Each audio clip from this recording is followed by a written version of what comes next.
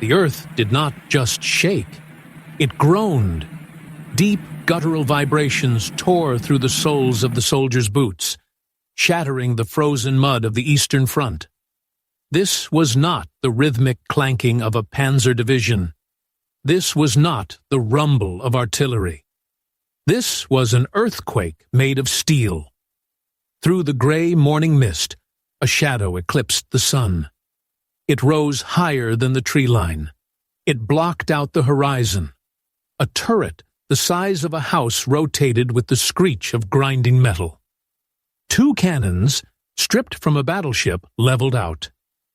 The terrifying part wasn't the sound. It was the silence that followed when the engine cut. A silence that weighed 1,000 tons.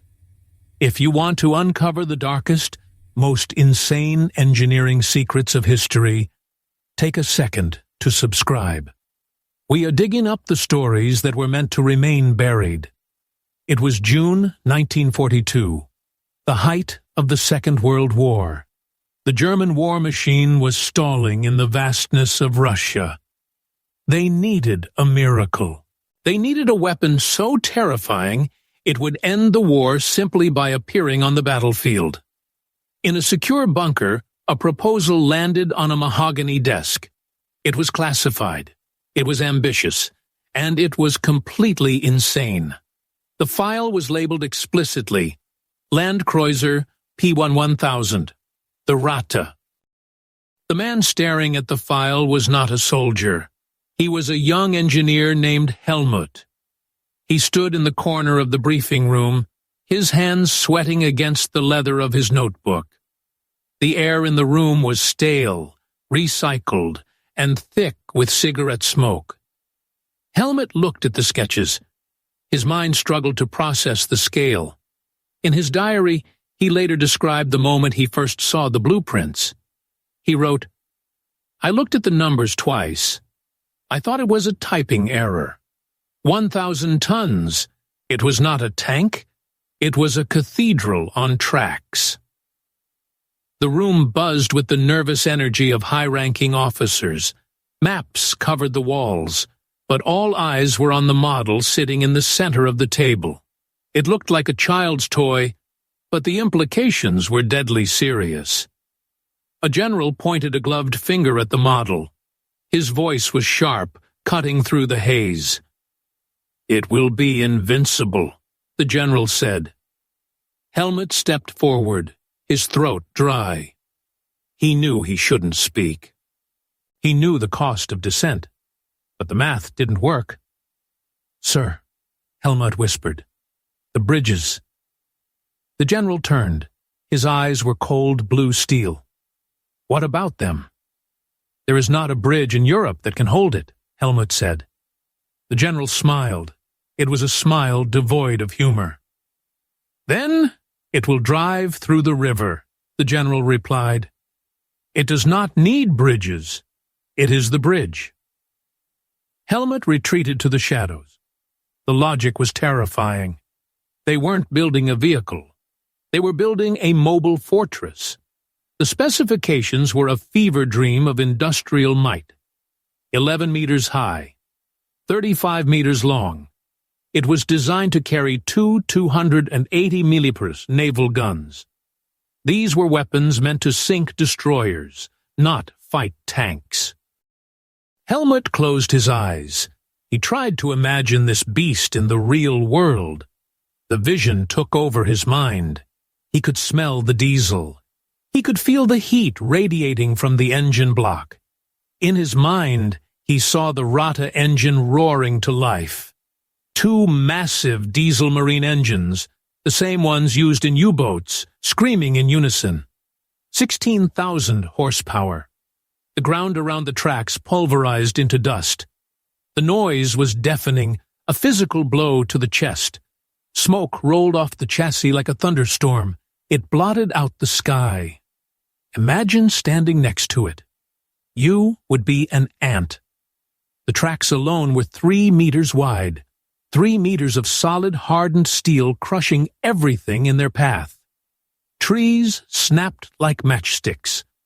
Stone farmhouses crumbled into powder before the hull even touched them, destroyed simply by the vibration of its approach. But then the vision turned dark. Helmut saw the reality. He saw the Ratte bogged down in the mud. A sitting duck. He saw the fuel trucks. Thousands of them. A convoy stretching for miles just to keep the monster moving for an hour. "It drinks fuel like a drowning man drinks water," a fellow engineer muttered next to him. Helmut nodded. "It will never reach the front." "It doesn't have to," the engineer whispered. "The Führer wants it, so we build it." The order came down. The project was greenlit. Edward Grotte, the director of Krupp, had sold the impossible dream to Hitler himself. The Führer, obsessed with size, obsessed with wonder weapons, fell in love with the sheer magnitude of it.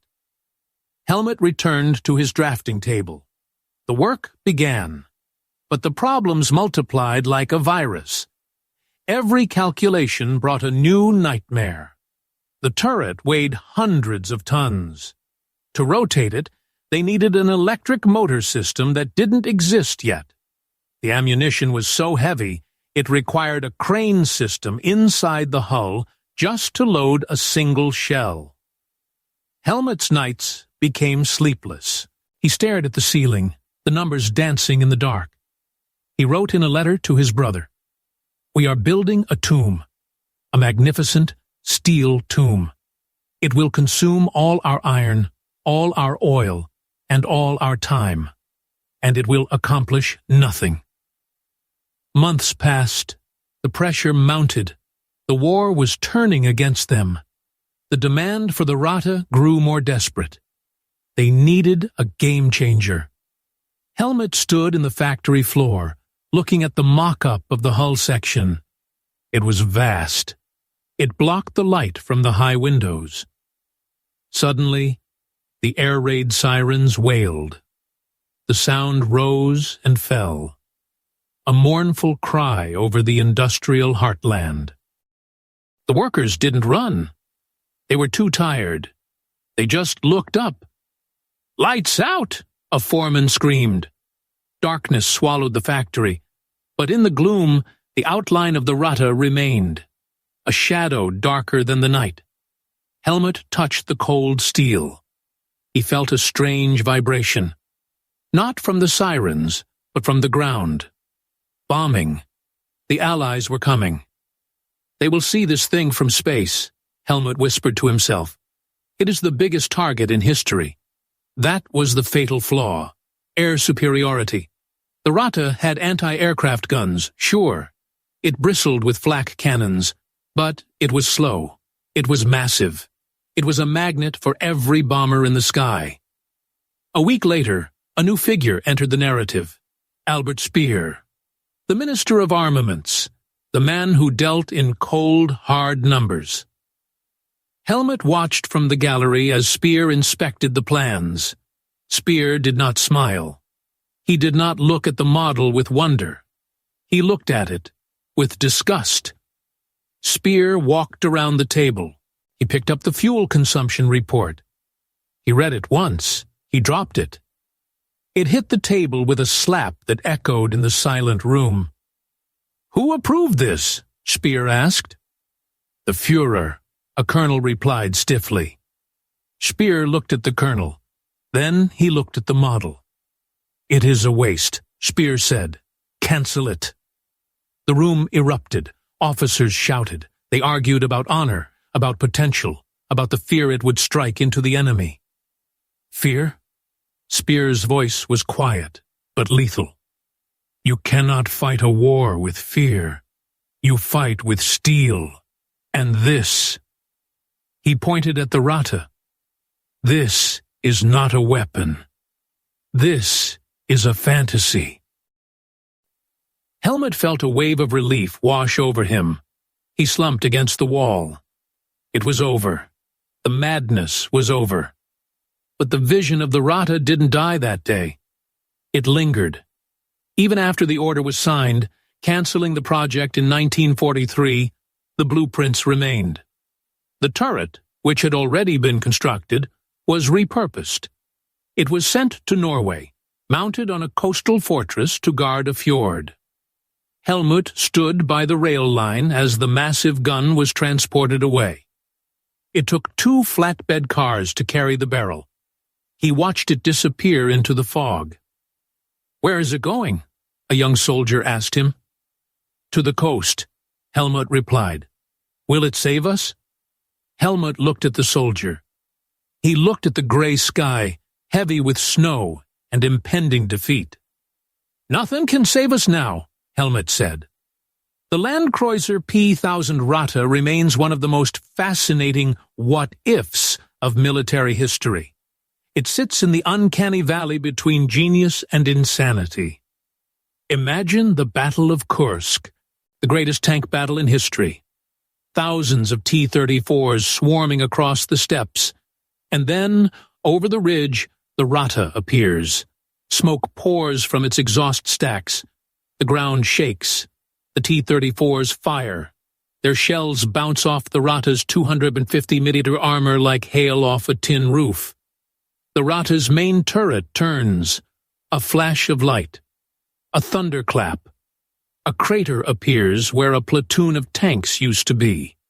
It creates a zone of absolute death. Infantry cannot approach it. Tanks cannot hurt it. He lifted his binoculars in this dream. He saw the enemy retreating in terror. But then, the reality crashes back in. A single squadron of dive bombers appears. They don't need precision. They just need to hit the mountain of steel. One bomb hits the tracks. The chain snaps. The Ratte halts. Another bomb hits the engine deck. Oil ignites. The fire spreads. The crew is trapped inside. The ventilation fails. The smoke fills the compartment. The invincible fortress becomes an oven. And there it sits. A burning monument to hubris. Abandoned. Rusted. A landmark for future generations to climb on and wonder. Why? They would ask. Why did they build it? Helmut wrote one final entry in his diary before he was sent to the front lines, away from the drafting tables. He wrote, "We reached for the gods, but we forgot we were men.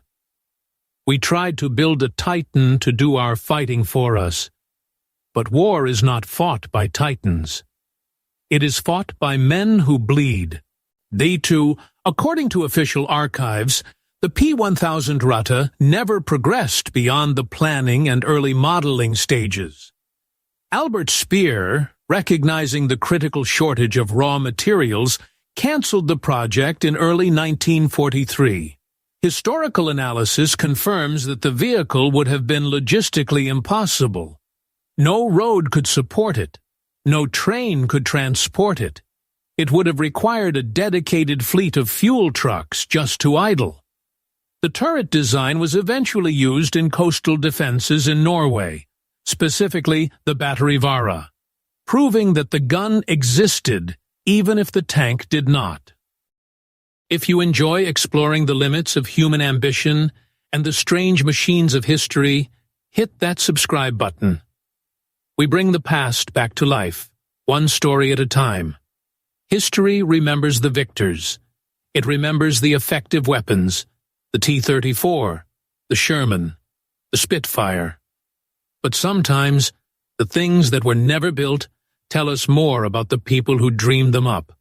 The Ratte was not just a tank, it was a mirror. It reflected a regime that had lost touch with reality. It was a monster. And thankfully it remained a ghost,